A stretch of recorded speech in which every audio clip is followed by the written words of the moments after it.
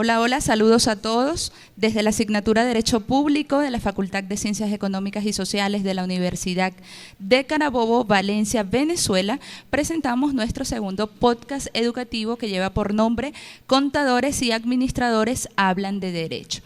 Modera quien les habla, profesora Carlina Fernández, y desde ya empezamos hoy con el episodio 14 denominado Configuración de la descentralización en el Estado venezolano. Por cierto, este es nuestro último episodio de esta temporada del podcast y para entenderlo un poco mejor, hoy tenemos como invitados especiales a Adriana Páez, Andrea Granados, Diego Rivero, Melanie Vielma, Pablo Mundaraín, Wilmeris Argüello y Yeruska Chacón. Ellos son estudiantes del primer semestre de las escuelas de Administración Comercial y Contaduría Pública.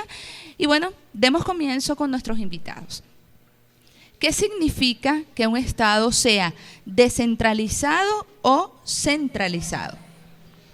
Ok, primero que todo, muchas gracias por la invitación. Y antes de comenzar con las preguntas, pues quisiera saber como tal qué es la descentralización, o sea, para que todos nuestros oyentes sepan qué es. Este es un proceso político. La mayoría sabemos que es un proceso político. ¿Qué implica? La transferencia de recursos del gobierno central a los gobiernos regionales y locales. Y ahora sí, vamos con las preguntas. Para aportar un poco sobre lo que dijo mi compañero, hubo una investigación realizada en la Universidad de Carabobo, nuestra casa de estudio, en la Facultad de Derecho, donde se establece que la descentralización es una reforma administrativa y política y fue una de las más importantes del siglo XX.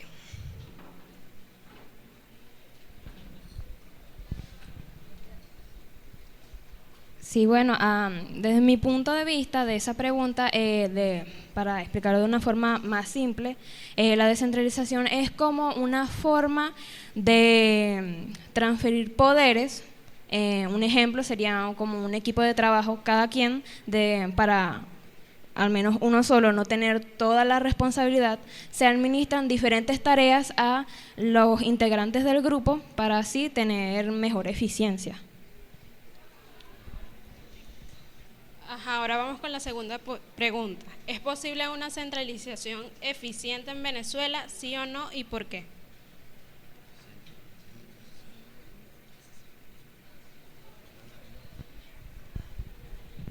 Bueno, sí es posible una descentralización en Venezuela, ya que eso consiste en atribuir cargos políticos al Estado. Bien puede ser atribuir cargos a una comunidad o un municipio, alcaldes o gobernadores y eso pues. Voy a intervenir un momento. Creo que la compañera preguntó no acerca de la descentralización, sino de la centralización. Que si es posible una centralización eficiente en nuestro país. Centralización. ¿Sí o no? ¿Consideran que sí o no y por qué? Bueno, en Venezuela siempre tuvo un gobierno centralizado, pero fue a partir de 1989 que las personas empezaron a exigir participación en la vida política, ya que los gobernantes eran elegidos directamente desde el poder central y no existían lo que conocemos como alcaldes. La centralización en Venezuela ha sido un proceso que ha pasado por diferentes etapas a lo largo de la historia. Desde 1811 aprobaron normativas para la conformación de parroquias, juntas parroquiales, eventos electorales de primaria. A partir del siglo XIX se formó, inició como tal, cómo iba a ser la centralización en Venezuela. Ahora vamos con la tercera pregunta. Con más de 20 millones de habitantes y un poco más de 900 kilómetros del territorio, a las entidades territoriales no tengan la facultad de generar ingresos, impuestos propios, ¿cómo se puede pretender descentralizar sin recursos económicos?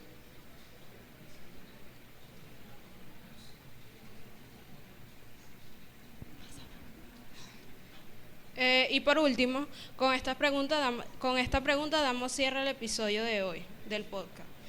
La Junta de Vecinos puede verse como una estructura descentralizada del municipio. Sí. ¿Cómo? Sí. Por último, y con la última pregunta damos cierre a nuestro episodio de hoy. ¿La Junta de Vecinos puede verse como una estructura descentralizada del municipio? Sí. Claro.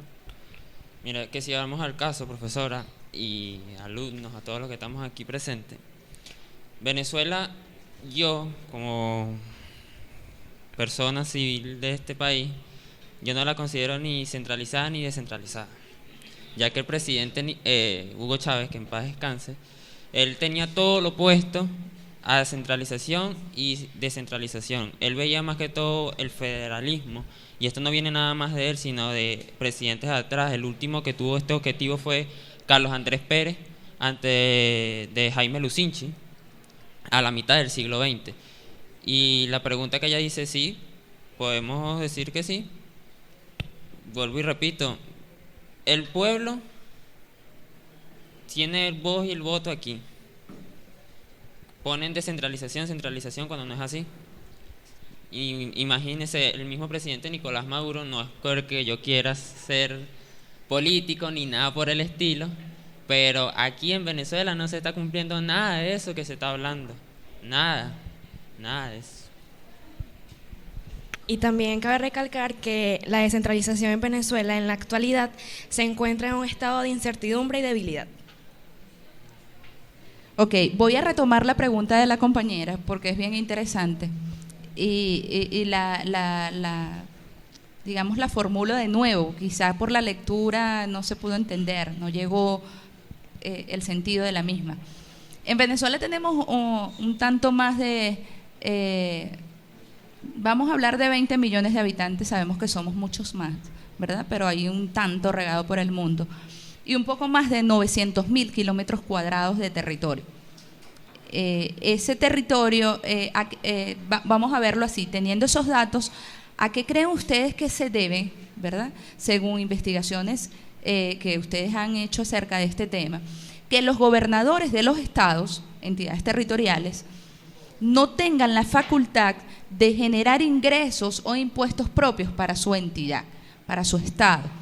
¿Cómo se puede pretender, la pregunta va orientada a eso, cómo se puede entonces, en consecuencia, pretender una descentralización sin el tema de los recursos económicos? ¿Se entiende más o menos lo que queremos abordar? Yo pienso que es muy importante porque ya que la descentralización